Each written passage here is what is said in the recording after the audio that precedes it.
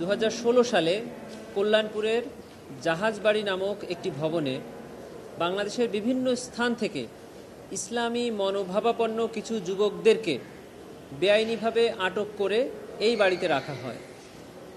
অতঃপর জানানো হয় যে এই বাড়িতে কিছু জঙ্গি অবস্থান করছে।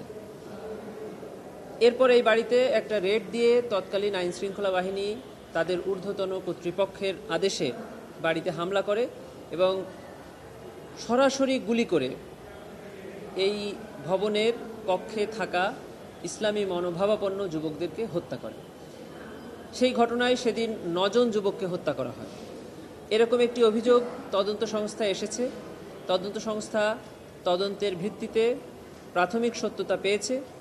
শুধু এই জায়গায় নয়, বাংলাদেশের বহু জায়গায় এভাবে জঙ্গি নাটক সাজিয়ে ইসলামী মনোভাবাপন্ন যুবকদেরকে হত্যা করা হয়েছে।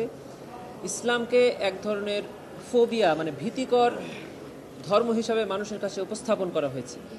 আপনারা জানেন, তখন এই ঘটনা যখন ঘটেছে তখন আমাদের সন্তানেরা, আমাদের ভাইয়েরা হঠাৎ করে যদি নামাজ পড়তো, তাদের ঘরে যদি ইসলামী বই পাওয়া যেত, তখন মানুষ এই ইসলামী বইদেরকে জঙ্গি বই হিসাবে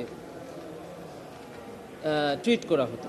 সেই সকল ঘটনায় প্রাথমিক তদন্তের সত্যতা পাওয়ায় আন্তর্জাতিক অপরাধ ট্রাইব্যুনালে একটি প্রোডাকশন ওয়ারেন্টের আবেদন করা হয় তদন্ত সংস্থার পক্ষ থেকে।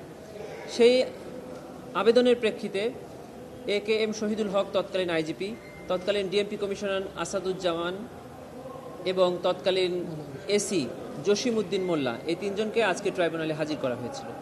আজকে ট্রাইব্যুনালে তদন্ত প্রতিবেদন দাখিলের দিন ধার্য ছিল। তদন্ত সংস্থার পক্ষ থেকে 2 মাস সময় চাওয়া হয়েছে। মাননীয় ট্রাইব্যুনাল 2 মাস সময় মঞ্জুর করে 2 মাস পরে মামলার নির্ধারিত তারিখ ধার্য করেছেন। তাদেরকে এই মামলার তদন্তের অগ্রগতির জন্য জিজ্ঞাসাবাদের আবেদন তদন্ত সংস্থা থেকে করা হয়েছিল। সেই আবেদনও মঞ্জুর হয়েছে।